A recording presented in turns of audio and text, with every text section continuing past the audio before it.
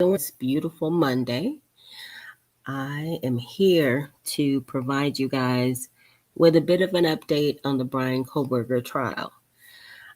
I have one of the most recent hearings that was completed 7 days ago, and there's a hearing set for tomorrow. So let's get into this, guys. Welcome, everybody. Replay gang, be sure to drop me a comment. Smash that like button, chime in. Soon we'll be back with more Bryan Kohberger.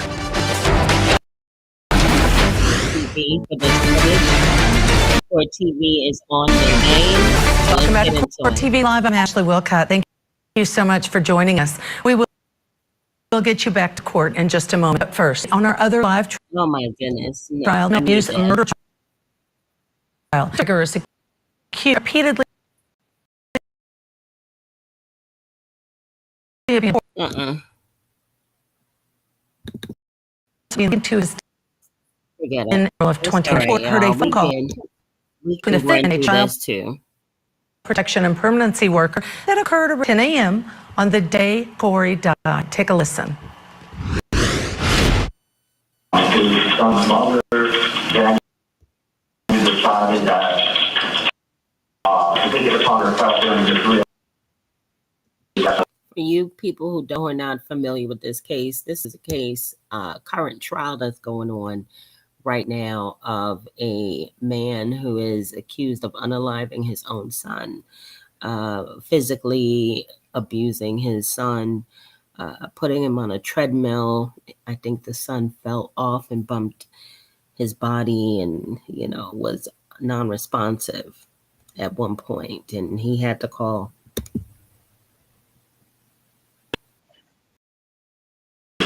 and he stood on video especially from 7:30 until 1 o'clock in the morning. And I knew what was going on. He would not leave my son's side, and I was not able to be there for my son. And then furthermore, my son that is more and he was that he had to tell her that I hit him and explain to that nature. That call by defendant was played outside of the jury's presence. We will be hearing child services once again after acted for the jury. Continue bringing you more updates on this trial today. Back to Idaho, where we are following defendant Bryan Kohberger. The former criminology grad student is accused of killing four of Idaho students back in November of 2022. The state is making arguments as to why they believe the next hearing should be closed to the 124 sub-72 subsection E, and it would disclose investigation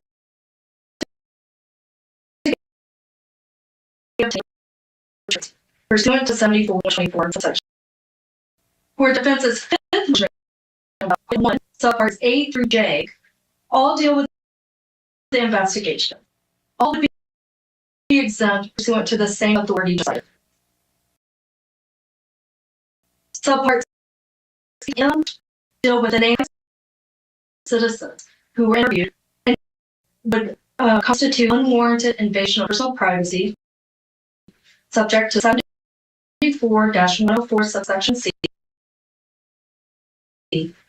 It could contain statements of which would be highly objectionable to a person, exempt under Rule 32 I-2A, or invoke traditional legal concepts in the law of the right to a fair trial, invasion of privacy, under Rule 32 subsection 3. It's exempt under interfering with enforcement proceedings, depriving the defendant to trial, as well as disclosing investigative techniques or procedures. Item 2A names a private business and is exempt under the previously cited authority.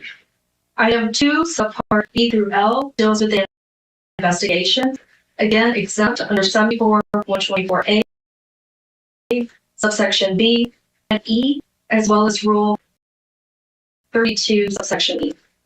Item 3 names multiple private businesses. It's also exempt under the same subsections, 74-124A, B, E, D, as well as Rule 32, 2A, and 3. Subpart I deals with the investigation, exempt under those same authorities. Subpart J involves a private citizen, exempt under those same authorities. Subpart K through B, the investigation, and is exempt under those same authorities. Item 4 deals with IGG information, which have been sealed and is under protective order from the court protecting its disclosure. If the court decides to open this hearing to the public, the state defense will be discussing evidence without any context. This will undoubtedly fuel speculation, lead to assumptions and false narratives. The evidence discussed may not even be offered, and most of it likely will not be offered by either party at trial because it's either not relevant or material. The public will not have any means or context to be able to differentiate that. It is necessary to mitigate this by closing the hearing in order to right to a fair trial for both parties. The defendant makes a public trial, but does not mean right to try this case again. Okay, so they are arguing here, Rule 32 in Idaho. I just looked it up. It says any party may use a disposition to contradict or impeach the testimony given by, wait a minute. No, that's a different rule. My bad, y'all. Hold on. Full disclosure. That's what it is. Full disclosure of contents of any pre-sentence report considered by any sentencing. So basically releasing of information as far as, providing what they're arguing now is the defense wants them to publicly discuss some discovery information, some evidence that they have against Bryan Kohberger. If the judge rules that the hearing is going to indeed be public, then they run the risk of the public knowing some detailed information that could lead to further speculation. And that's what the prosecution is arguing that they're trying to avoid. The bill gets in court, and the public will have a right to see what evidence this has. But that should be evidence that is admissible pursuant to the Idaho Rules of Evidence. Now is not the time for that. We ask the court to grant the state's motion to close the hearing regarding the defendant's fourth motion to compel discovery. Lastly, I ask you to issue a scheduling order for the parties to disclose witnesses, exhibits, expert reports, or any other evidence they plan on relying on for those hearings. Prior to the hearing, state proposed May 3rd, and then a response to those by May 10th. And the state takes no issue with this being a dual deadline. Thank you. Okay, thank you. May 3rd might be a little quick. Well, Your Honor, Marvel. right, but our motion was filed over a week ago. Right. So everyone's been on notice of what the state was asking for. Thank you. Thank you, Ms. Daniel. Ms. Taylor? Thank you, Judge. Our discovery requests have been filed for months, and they've gone unanswered too. So if we want to talk about being on notice for something, we can talk about that. Can I just add, because that is Bryan Kohberger's public defender. I mean, she is fire. Some of the information it seems anyway. I mean, I'm not. It's hard to know, okay, but it seems like the state has provided and has responded to some of those requests, and some they're still waiting to get that information. So that's the impression I had. I don't know if you disagree with that or not. I would say the court is maybe in part right, but there's a lot of other parts to those. And the court's referring to our motions to compel, not discovery requests. And so, but they do reference a number of discovery requests that have been going out. And we can talk specifically about each of those items. I prefer not to. And which is fine. I'm prepared to talk about why this needs to not be a closed proceeding today. But I don't agree that the state is completely responsive here. So I think the court can read and see that they say, we'll get it when you get it. I think the court can read and see when they say, we're not going to offer it, so we're not going to get it. I think the court can read all of those things, and we'll talk in depth on the 10th about what they mean and some of the ins and outs that go into play with those. But there's a lot more than just meets the eye. With regard to the hearing on the 14th, the state directs the court to look at Idaho Court Administrative Rule 32 and Idaho Code Title 74, and really talk about documents that the court can seal. And both really are in, if you look at them, they are to talk about openness of the court and public's right to have information and what things the court can shield from the public and what the public has a right to know. And when we're talking about documents, I brought up that we've filed a lot of documents under seal. We have. Those are documents that end up in the public record that thousands of people read, and file those under seal for expediency and saying, this is exactly what we're from discovery. If a court looks at the documents, and the court can, and probably have, through the year and a half this case has been pending, there are a lot of names and specific bits of information in there. And so expediency, we file those under seal, and for the reasons outlined in Idaho Court Administrative Rule 32. But what we're talking about now is a public hearing.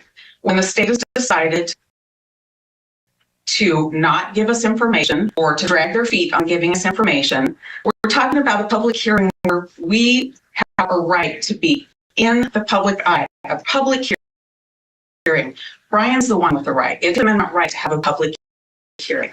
When the state wants to close a hearing, or any party, and the other party objects, which we do, the court is guided by case law in the state of Idaho and the backdrop of his Sixth Amendment to a public trial in the United States Constitution and Article 1, Section 13 in the Idaho Constitution. So in the backdrop of that, the court is guided by case law.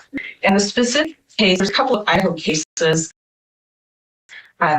State versus Lee and State versus Olivine, and they refer the court to Waller versus Georgia, and that 467 U.S. 39. And that puts forth a test that the court should look at when determining whether to close a hearing or leave it open and let it be a public hearing. And that the court has to find that there's an overriding interest that the hearing should be closed. In this case, in this hearing, that's not is what's happening. The court would look at Bryan's rights here to a fair trial and balance that against the state's request to close the hearing. And we would want the court to consider this, that this isn't the state trying to protect Bryan's interests at all. He has the right to the public hearing. This is the state trying to protect him.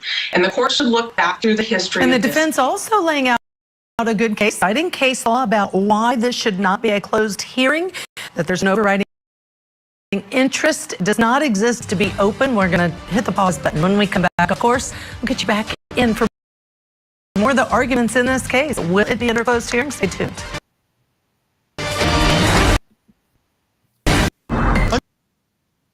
With a trial of doomsday prophet Guys, if you're enjoying this video and this update so far, please be sure to give me a like, and share. This is the update as far as where Bryan Kohberger's case sits. There's a lot of preliminary hearing stuff that they have to work through.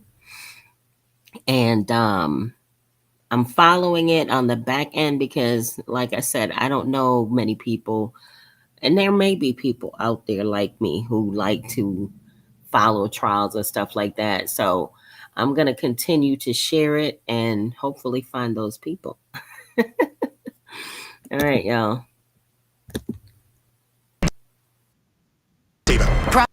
Penalty against him. Investigators have recovered human remains at David's residence. Has already been convicted. Now will her husband end up with the same fate? So hard to know where the truth ends. It's the Doomsday Prophet, Chad Daybell, on trial.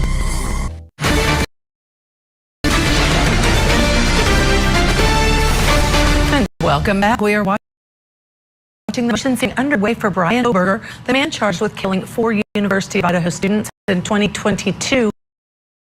Today's hearing will determine whether Kohberger's next hearing, scheduled for May 14th, will be closed to the public. Right now, attorneys are making their arguments before the judge. The defense is now arguing they want this to be an open hearing. Let's go back in to hear more. What's your credit card?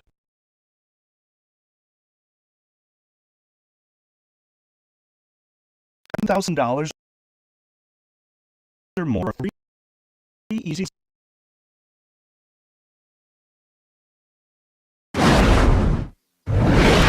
Motions to compel 1, 2, and 3 were public.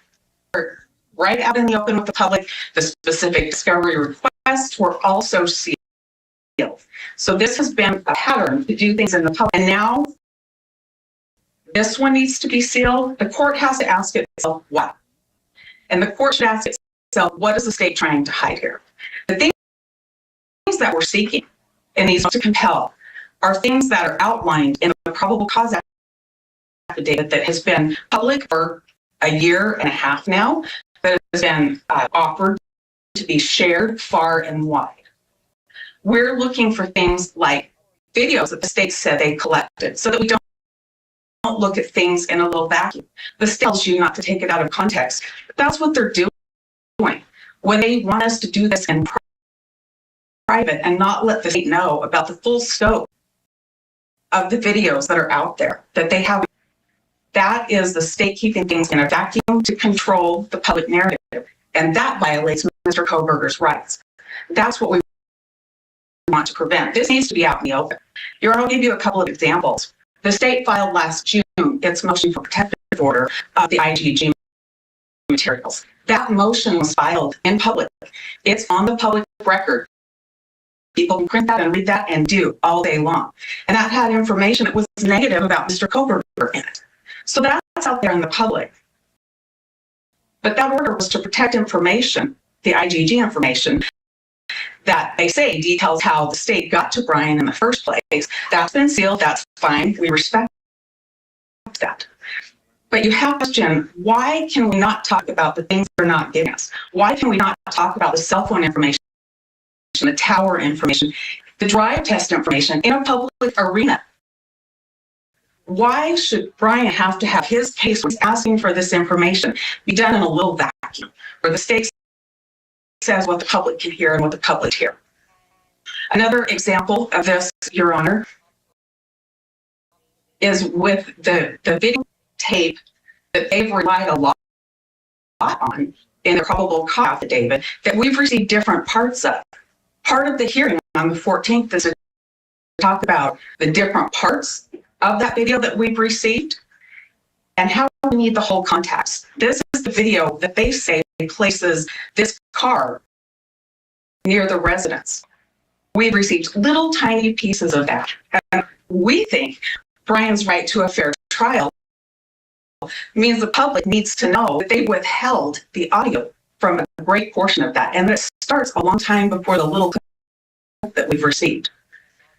To do this in a vacuum, Judge, When documents filed under seal, that's fine. Those are documents. But this hearing needs to be in the public eye. For the court to allow the prosecutor to say, we need to keep this all private for a fair trial, really ignores the public nature of the case. It really ignores the fact that Bryan essentially.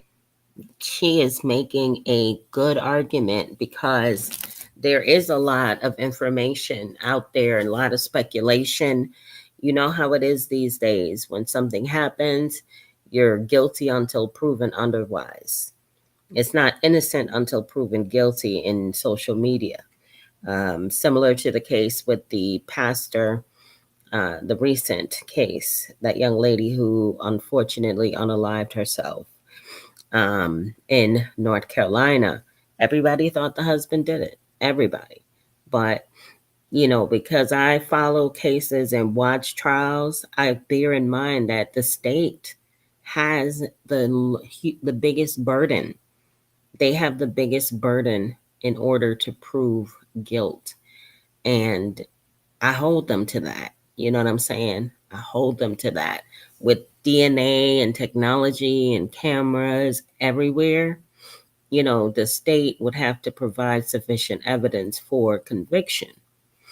And in the case of that pastor, I think that's one of the reasons why the police released the his wife's 911 call, because in the court of public opinion, he was guilty. He did it because he did other reckless, immoral, no integrity behavior, cheated on his wife, allegedly, just very callous as a person, but didn't make him the person who did it to his wife. So I feel her. I feel the defense on this one. This hearing needs to be public because there's a lot of other information that is out there that has painted quite an interesting picture of Bryan Kohberger.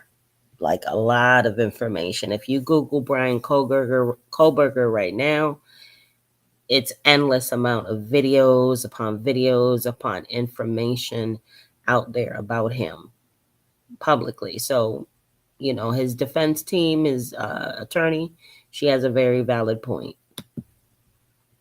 Convicted in media. You don't have to read a few articles to see how negative they are about him.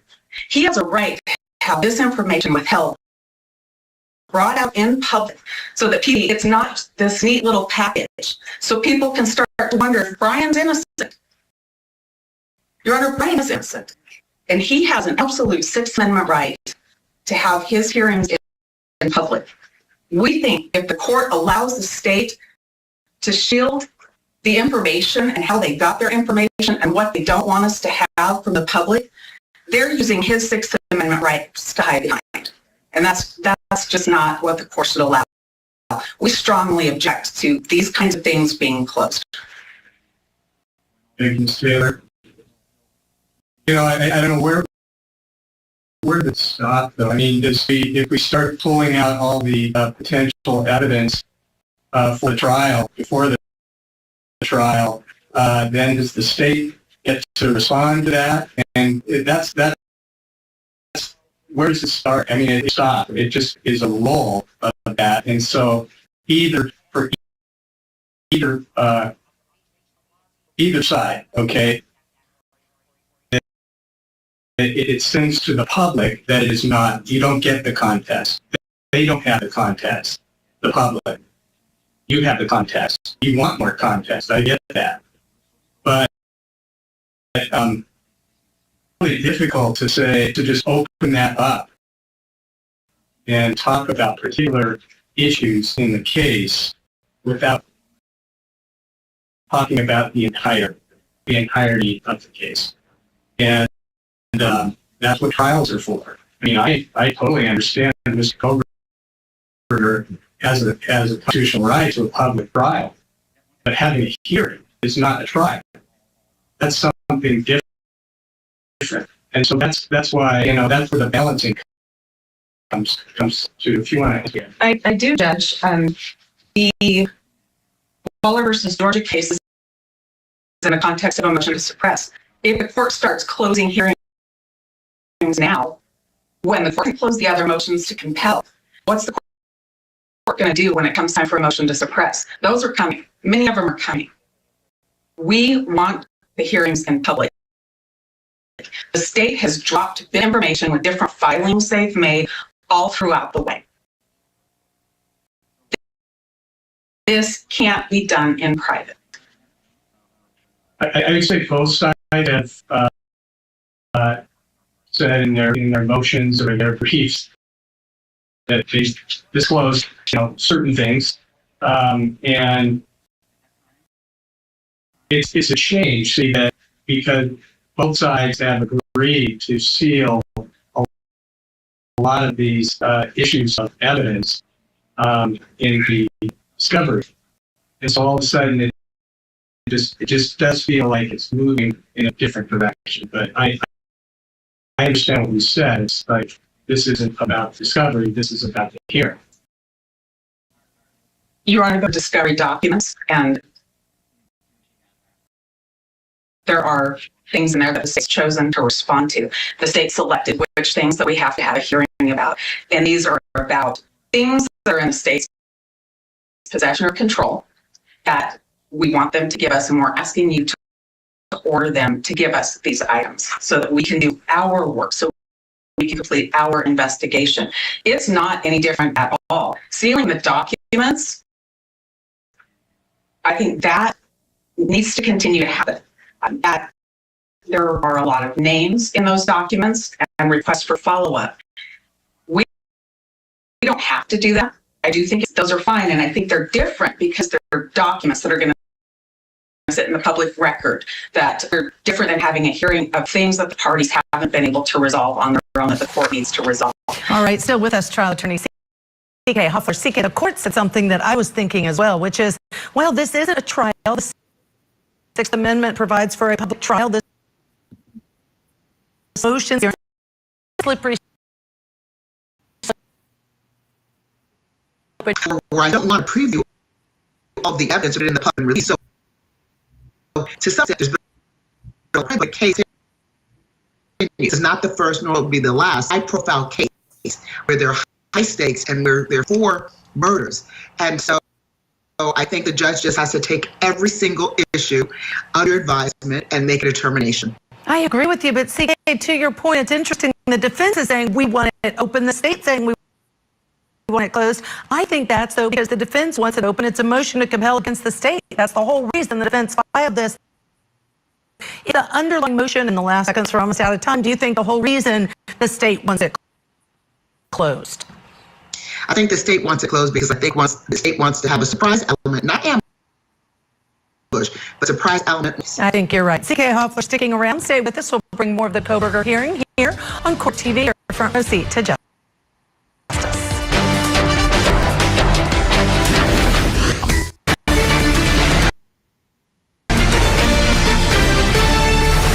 Welcome back to Court TV Live. I'm Judge Ashley Wilcott. Thank you so much for joining us this afternoon. We are in 2 Idaho courtrooms this afternoon here at Court TV. First in Boise, self-proclaimed doomsday prophet Chad Daybell has been facing his own family members today who are testifying against him for the state. He faces the death penalty if he is found guilty of murdering his first wife Tammy and his new wife's 2 children, Tylee and JJ. Of course, Lori Vallow already serving a life sentence for those murders. We're going to get you back into that courtroom next hour. And we are also in Idaho, where suspected killer Bryan Kohberger is back in court for a motions hearing. The former criminology grad student is accused of killing 4 University of Idaho students back in November of 2022. Right now, the state is arguing that an upcoming hearing should be a closed hearing. The defense is objecting to that based on the defendant's right to a hearing under the Sixth Amendment. Let's get you back into court for more of the arguments. I'm Frederica. I'm 33 years old. And I've hold on, y'all. Bear with me. kick off for 1 year.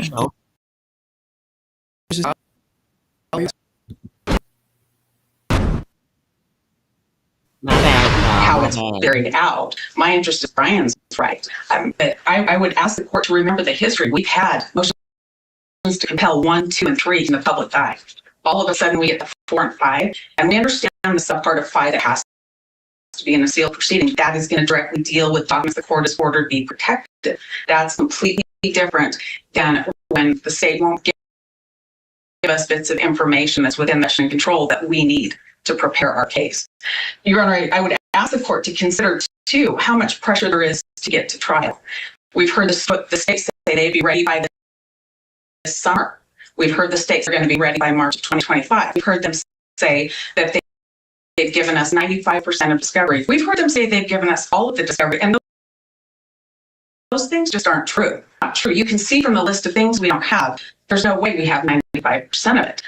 So when there's all of that in the public eye and the pressure of let's get to trial, I think the public has a right to see, and Bryan has a right for the public to see that we're trying the best that we can. The court offered to do what it could to speed this up.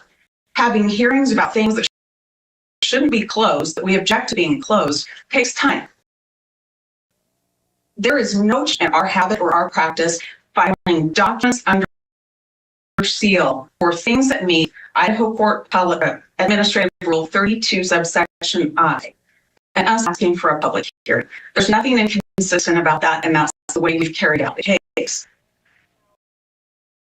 Thank you, Taylor. Response, Mr. James? Yes, Your Honor. Taylor's argued and multiple completely false narratives are the exact reason why this hearing should be closed.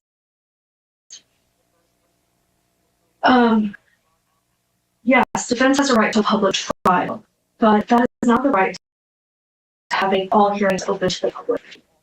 The court's right. There will be a date for this, and that is the trial. But we shouldn't be discussing all the evidence that we're going to hear at trial prior to that. There's no right to try this case in the media. The case law that the defense relies upon has not extended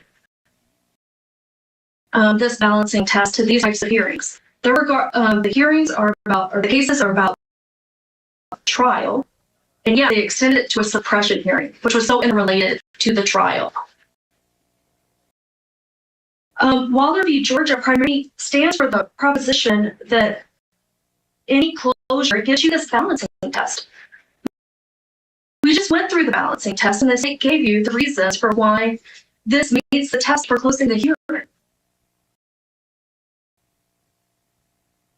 As far as being inconsistent, I would just note for the record, we have had one hearing regarding motions to compel. However, at that hearing,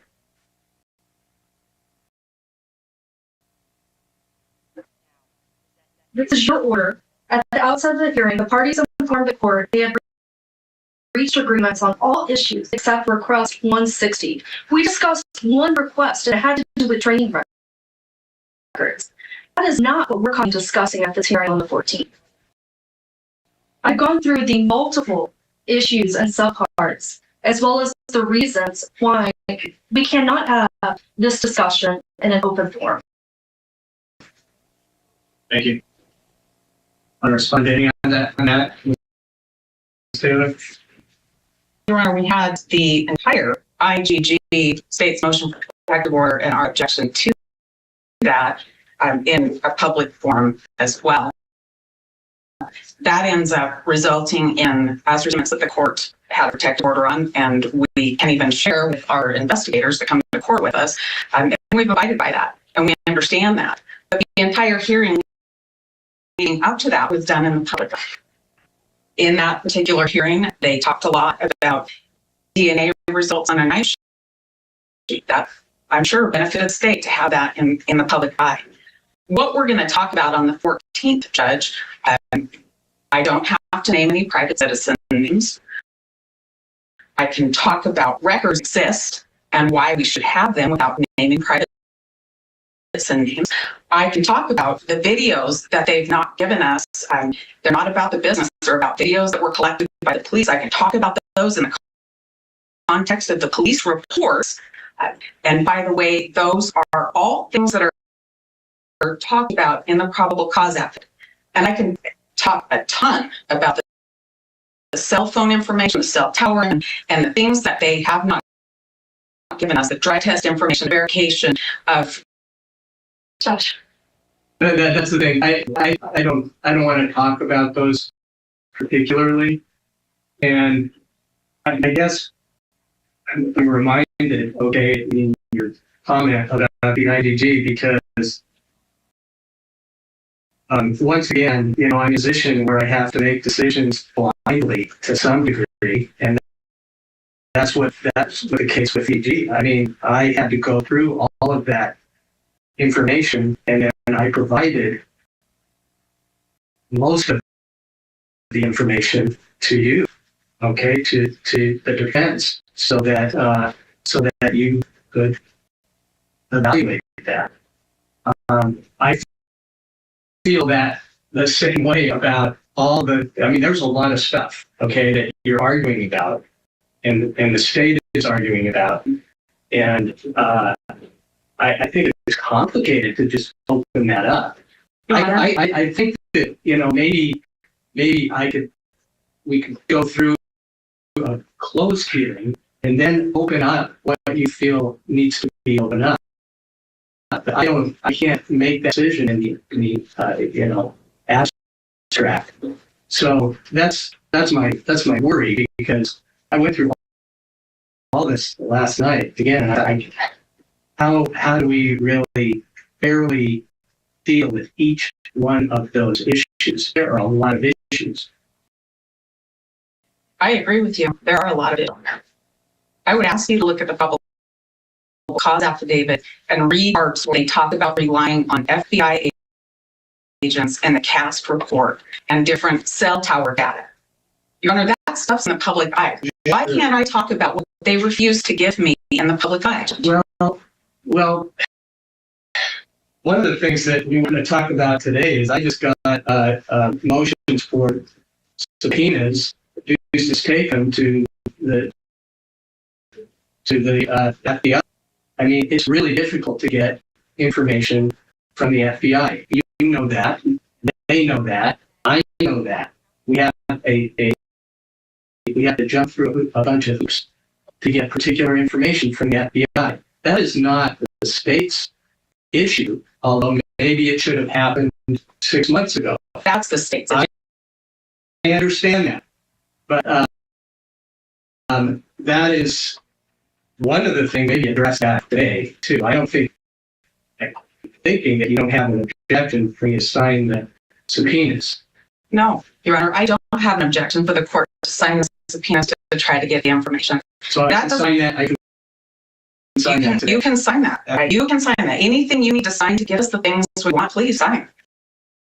I'm with you. I'm trying to do that, and from what I've seen, I think the state is trying to do that.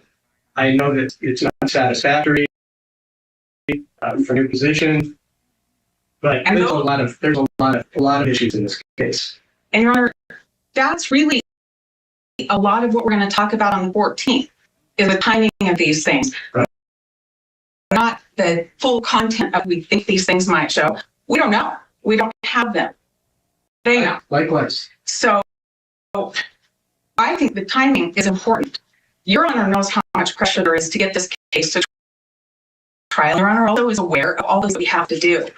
And when we make a request and months later you're asked to sign the order so that maybe we can finally get that information, that time part is important for the public to know. The content, I'm not going to talk about the content of that subpoena you just brought up. I don't need to talk about that at all.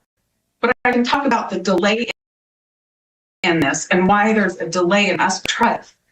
That is fair game for the public, and that is something Bryan has an interest in having public. So I don't have to talk about that content. That's not the issue at all. But the things that are laid out in the probable cause affidavit on. She definitely wants the public to know that for whatever reason, the prosecution has delayed giving them items of evidentiary value So it's making their position as far as presenting an adequate defense for Bryan Kohberger extremely difficult. Public web for a year and a half now, it makes no sense that I can't ask for those things in the public when they're things that the state said they relied on. That just makes no sense. I have one more ask when we're done with this issue. Okay, thank you.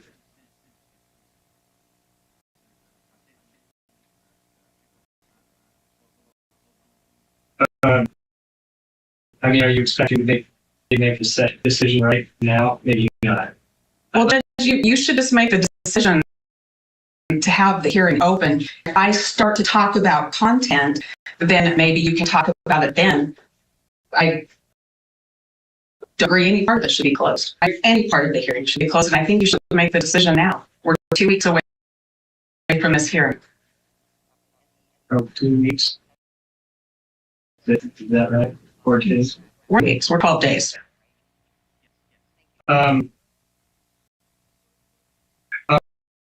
right. Well, I kind of mentioned this a moment ago. I just feel like we need to get into the details, okay, of all these issues before I open it up. So I'm going to close that hearing. Now, that doesn't mean that after we sort out all of those issues and I have more understanding of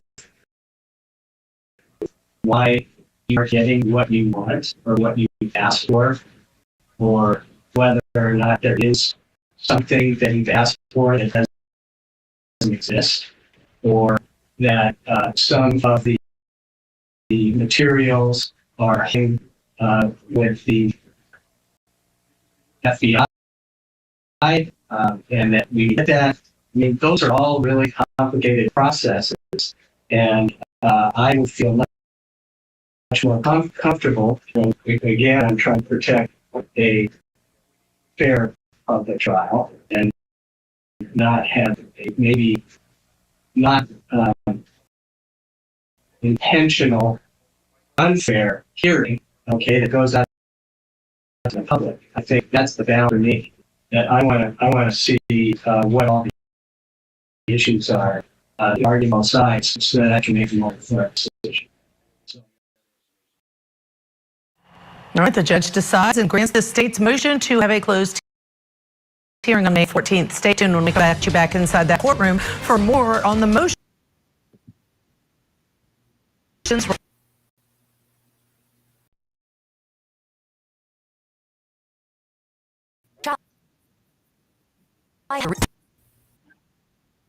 Today on the closing arguments from live, it said child killer Karen Reed. Excuse me. 4 University of Idaho students in the middle of the night in their off-campus home. Kohberger's defense says he was simply out driving that night, looking at the stars. Right now, the attorneys are arguing over an upcoming hearing and whether or not the hearing should remain open to the public or rather a closed hearing. Let's go back in where we left off. Maybe we can open up part of it. I need to dig in, and you all into exactly what is the problem with each one of these issues. All right, so let's talk about the schedule. Okay, the state asked for this, some disclosures of witnesses, expert witnesses, exhibits by May 3rd. I don't think that's particularly practical at this moment. I know that you had, and I'm not looking at it right now, you got another idea about that, Ms. Taylor? Judge, I think I had May 7th. Okay.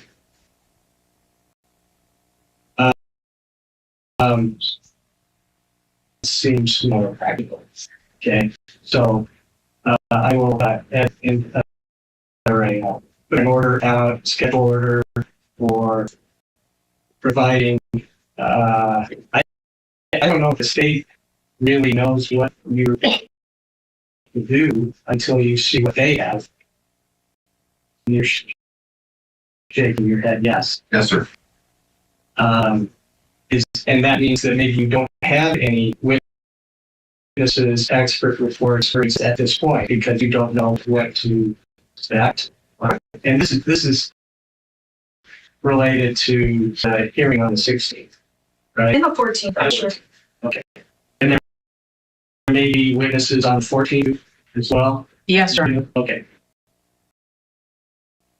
All right, so let's make it May 7th for disclosing witnesses, expert reports, and exhibits. We'll see what the state has to do with that, and we'll have a response maybe May 10th. Is that sufficient? It's tight.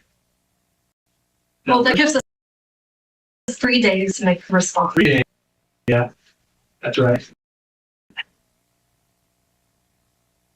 Well, May 10th is I don't read all that stuff too because it's 14th. So if I don't have it by the 10th, then you're saying the 13th.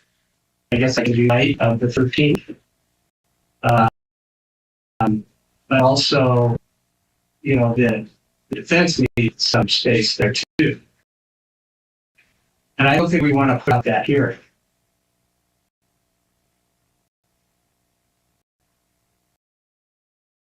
Can't do it by the end. We have no idea what the defense plans on doing, and that only gives us 3 days to read, comprehend, and respond. We'll deal with it. We'll deal with the 13th. Yeah, I mean, we can, and then if we need more time, we'll ask for more time.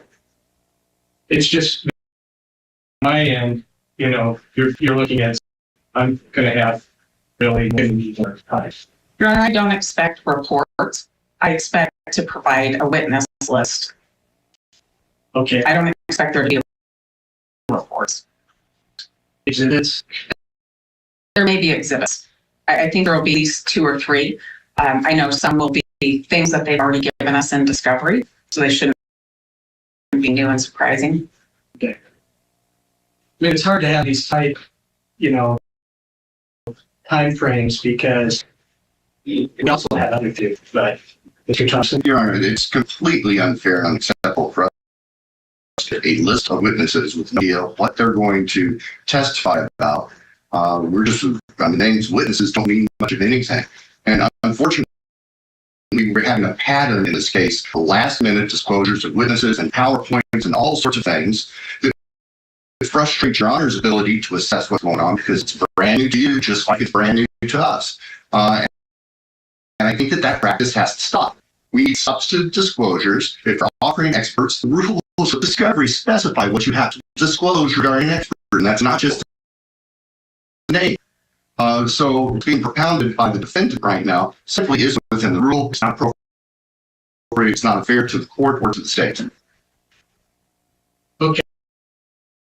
Well, I mean, you don't have to have witnesses or exhibits, but you can have a response to say, well, this isn't fair, whatever you want to say. Otherwise, I just need to push out this hearing. I'm outside. I appreciate that, Judge, and I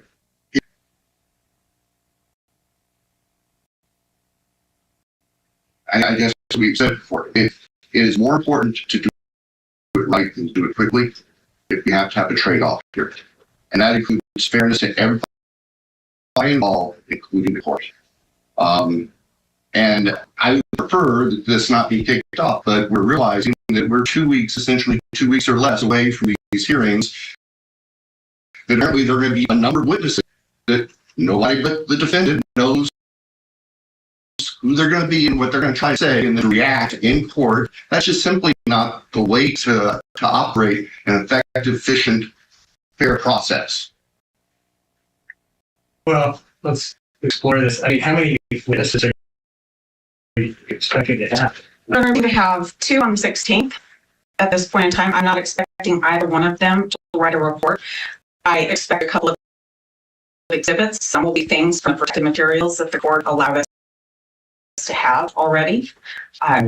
There will probably be one or two other exhibits, maybe two, that the state hasn't seen before. I can provide those. I intend to provide those. On the hearing on the 14th, I think there may be two witnesses. On that hearing one for sure, we haven't made that determination yet. If there is going to be any PowerPoint presentation, I will provide that to the state as well.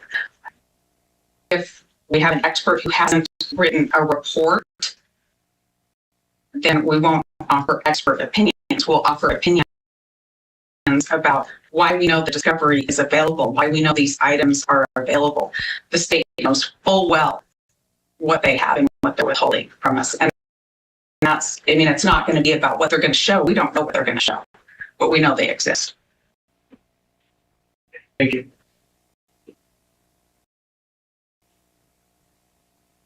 Well, I just want to have this hearing. I don't want to push it out. All I can say is do your best. I'll be fair about it. I'll give you more time to respond if you still have that time.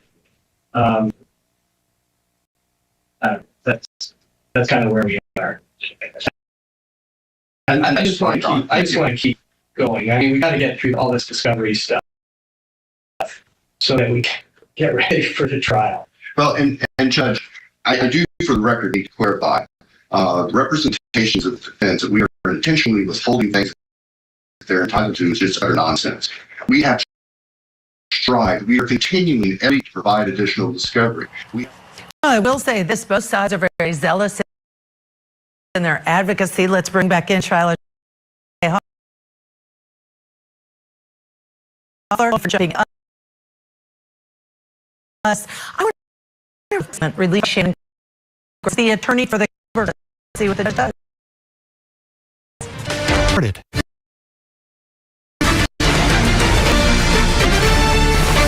Welcome back to Court TV Live. I'm Ashley Wilcott. So happy to be with you. We are watching now the remainder of the motions hearing for Bryan Kohberger, the man charged with killing 4 University of Idaho students in 2022. The judge has decided to close his next hearing, which is scheduled for May 14th. That will be closed to the public, and that's on motions to compel. Right now, the court is ironing out some court logistics and administrative matters. On the back end to hear more.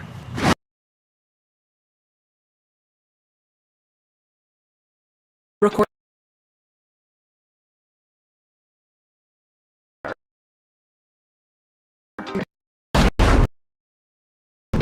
They had to file a motion to compel on instead of the intent and wait because their discovery deadline is in September. That will have and be able to make that available between now and the hearings on the 14th. And there may very well be little, if anything, we have to fight about. Your Honor also noted there are some things that we simply do not have the power to access. And we are trying, we have been trying consistently through cooperative efforts as well as following the process with the federal government. They have been good partners, but they have their own rules to work with. This isn't the motions for the subpoenas to taken isn't the first 2-week process, and the court is aware we've been pursuing 2-week process for all types of information for months. So the characterization that we are just withholding information to frustrate the defense is utter nonsense. That is not true. We will provide everything we can that is providable under the rules. If we disagree on something, whether it exists or not, because I can tell you, any of the things that the defendant has tried to itemize, when we talk to our people, they say that doesn't exist. So, I don't know what we're supposed to do with that. We'll flesh it out at a hearing. And it may be that if they have experts who are going to say, well, such and such should exist, we might have to find experts to say, well, in this case, it doesn't. Or no, we'll see. Well, that's exactly why I want to close it on the 14th, because we're going to have many arguments, apparently, about issue by issue by issue. And some of that should not be out of it. Thank you. Your Honor, I want to respond to that, and I can give you particular things. And it's already been ordered, given to us, the CAST report, which was a draft that we were promised to have by March 31st. It's May 2nd. We don't have it. So for the prosecutor to stand up and say that I'm misrepresenting things, he's misrepresenting things. That's let's not go there. I mean, we can sort that out on the 14th. I mean, I read everything. Saying. Hey, Chantel. Hey, Apache Native. Hey, Michelle. Hey, Yo Son. Hey, Psychology in Calais. Hey, St. Hudson. I said it in the comments, but I wanted to verbally say it. This case in this hearing is about Bryan Kohberger. Bryan Christopher Kohberger. He is the graduate student in psychology and criminology that is currently alleged to have unalived 4 college students. I believe all of them are age 21. 3 girls and 1 guy in an off-campus college house in Moscow, Idaho. This case intrigued me very much because they say that the state says that they have DNA evidence that links Bryan C. Kohberger to the unalivings. So it's unfortunate that they're going to close the hearing that's scheduled for tomorrow, but I understand why, because they're probably going to go through a lot of the discovery. A lot of the information on this case, by the way, has been sealed. Motions have been filed under seal to protect the privacy and to ensure that Bryan Kohberger gets a fair trial. So his defense is really doing an amazing job. She is Trump tight, I'm telling you. She's vicious. She's really good.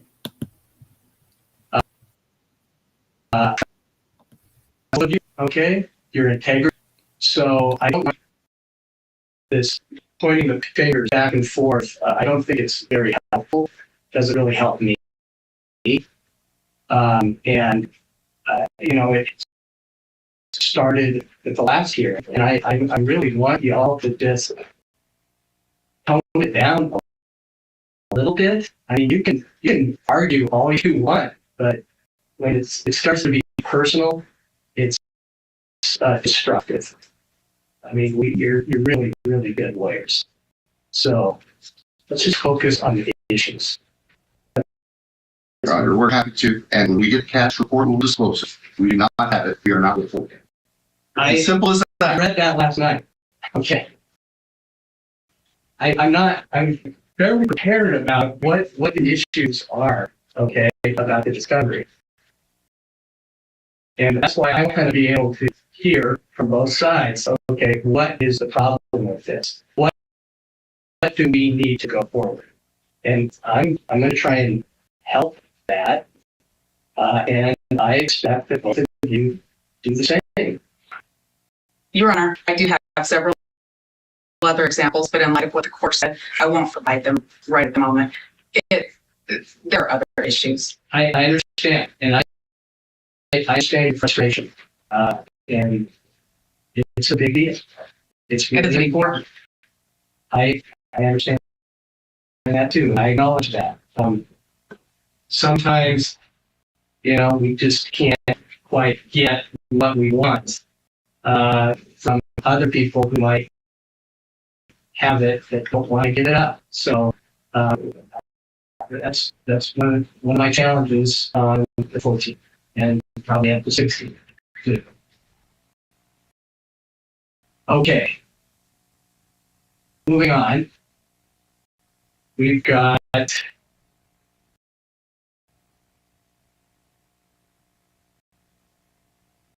all right. Some of these pending motions.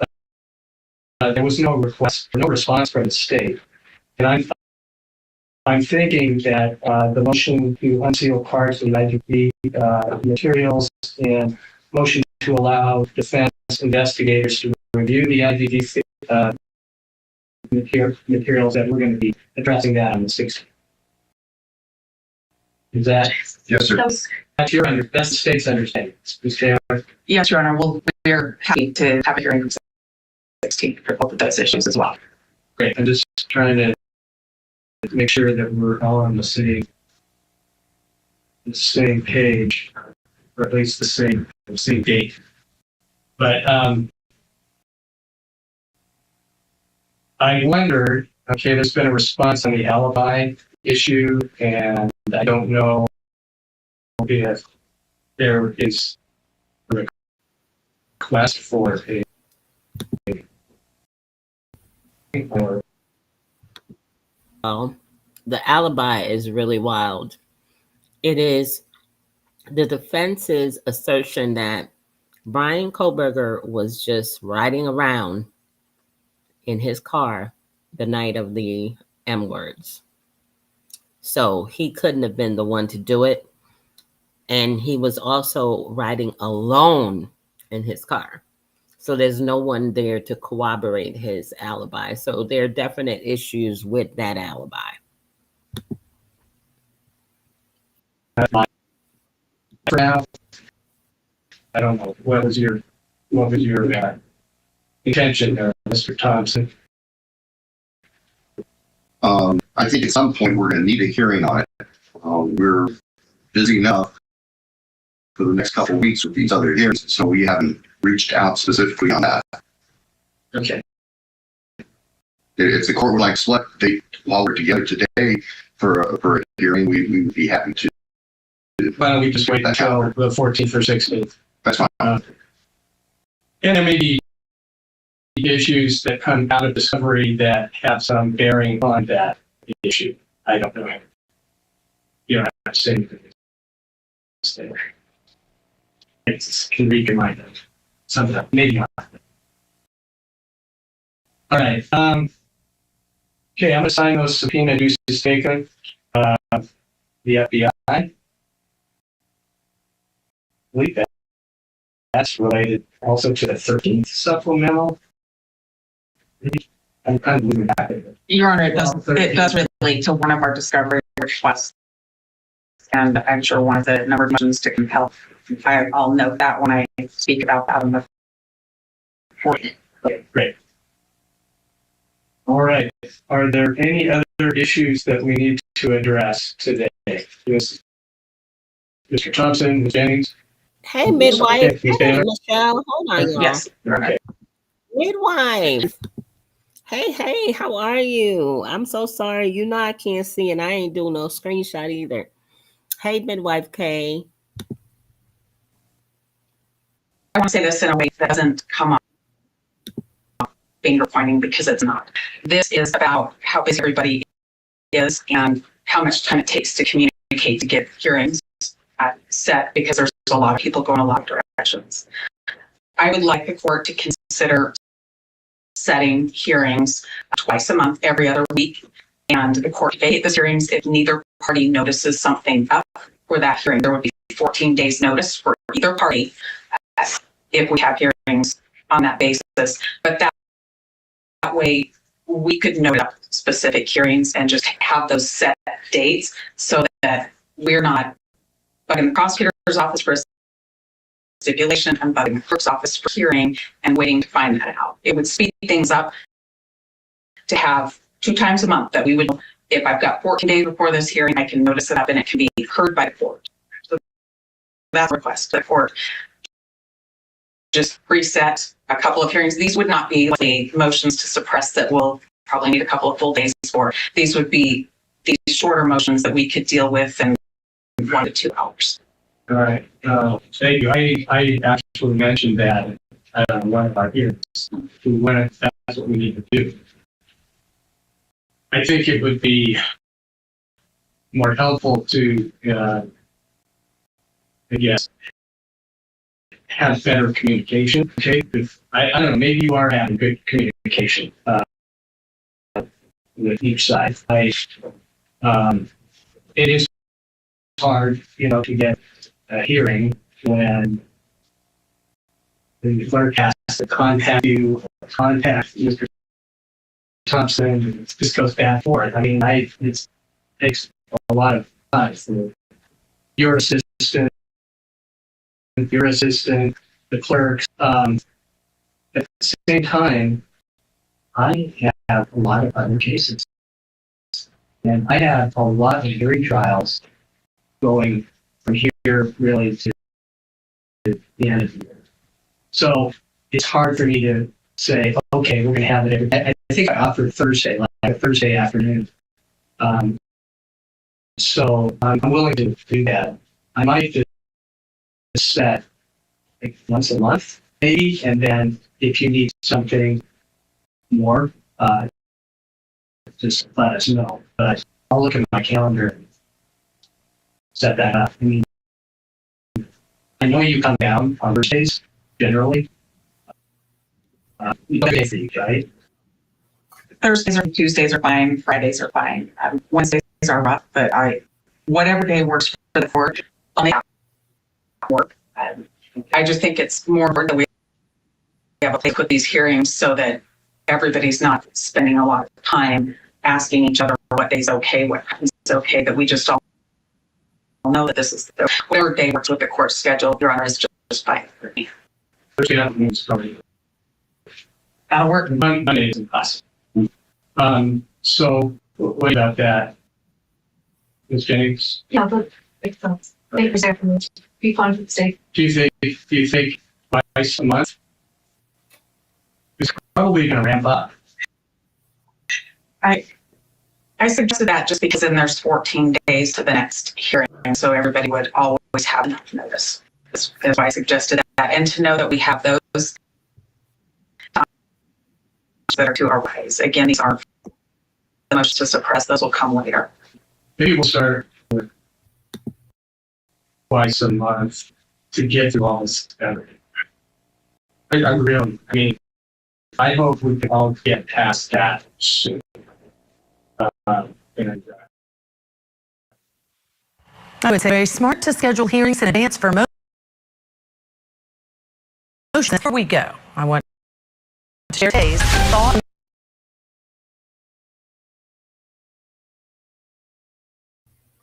Okay, guys, so that was the hearing. The hearing that's being held tomorrow will not be public, unfortunately. But I do understand why. I don't think they want everything on the table in front of the public just yet because it's not the trial. This is a trial that I am interested in attending. However, I'm hearing rumors, y'all. I'm hearing rumors that the defense wants to call upwards of potentially 400 witnesses. I'm like, wait a minute, what?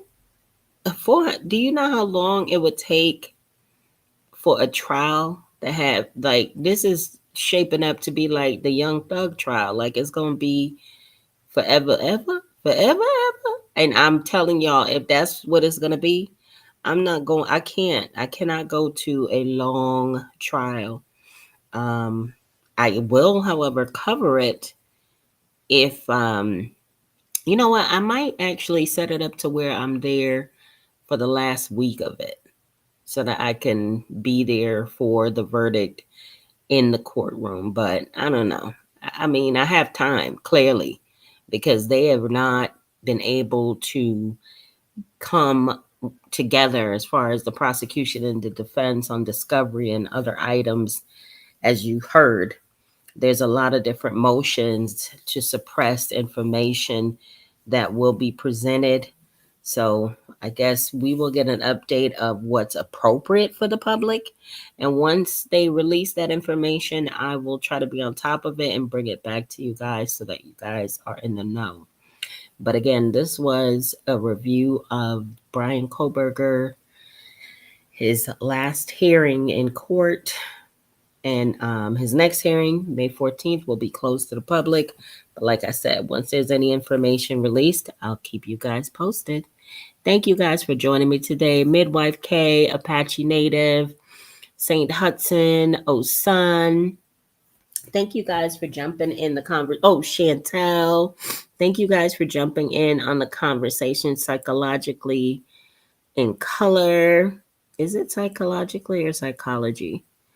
Psychology in color. My bad, girl or guy. It's a unisex name. But thank you guys for chiming in the comments. Bush babies, thank you as always. Go on ahead and subscribe to the channel today. Set your notifications to all so that you're notified when I go live or add new content. And I'm Bush babies. I'm not going to let up. Y'all keep coming back to the channel. Clearly, you're enjoying the content. Just subscribe so that you're notified when I go live or add new content. Replay gang, definitely drop me some comments, like and share. I appreciate all of the support that you guys, my co-host, my day ones, my ride or dies, my Bush babies, and friends of the channel. I appreciate it. I feel it, and I'm really thankful. Thank you guys. Until next time.